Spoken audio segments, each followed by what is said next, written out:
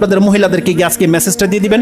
মুসলিমে রয়েছে, রাসূল সাল্লাল্লাহু আলাইহি ওয়াসাল্লাম বলেছেন প্রত্যেকটা প্লেট, প্রত্যেকটা গ্লাস, প্রত্যেকটা পাত্র যা আপনি ব্যবহার করেন, হাত্তা চামচ যেটা যা কিছু আছে যেটা আপনি ব্যবহার করেন, লবণের বাটি পর্যন্ত, সেটাকে উপর করে রাখবেন। খালিটা হলে উপর করে রাখবেন, আর না হয় যদি কিছু থেকে থাকে সেটাকে ঢেকে রাখতে হবে। রাসূলুল্লাহ বলছেন একটা কাঠির টুকরোও যদি হয় আপনাকে ওটা উপরে দিয়ে রাখতে হবে। কেন?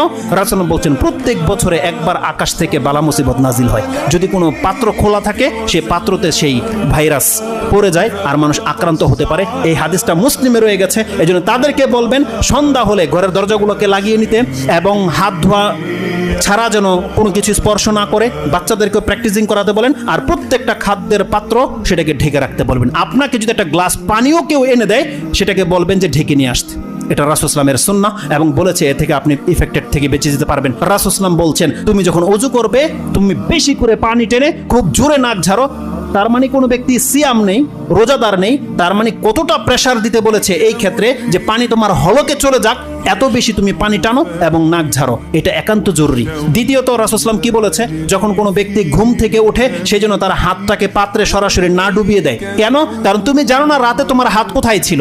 তার মানে আমাদেরকে কি না জানানো হয়েছে আপনি বলেন। এইভাবে বহু কিছু দিক নির্দেশনা রয়েছে। যেহেতু সময় চলে গেছে, কিন্তু আমার খুব একান্ত ইচ্ছা ছিল যে কিছু গুরুত্বপূর্ণ কথা থেকেই গেল, এটা হয়তো যদি কোনো ব্যক্তি প্রশ্নের মাধ্যমে জানতে চায় সেটা বলে দেব, অথবা আজকের বিষয়টা ইনশাআল্লাহ বাসায় যদি আমি পারি রেকর্ড করে আমি নেটে দিয়ে দেব, যাদের প্রয়োজন দেখে নিতে পারবেন। আল্লাহ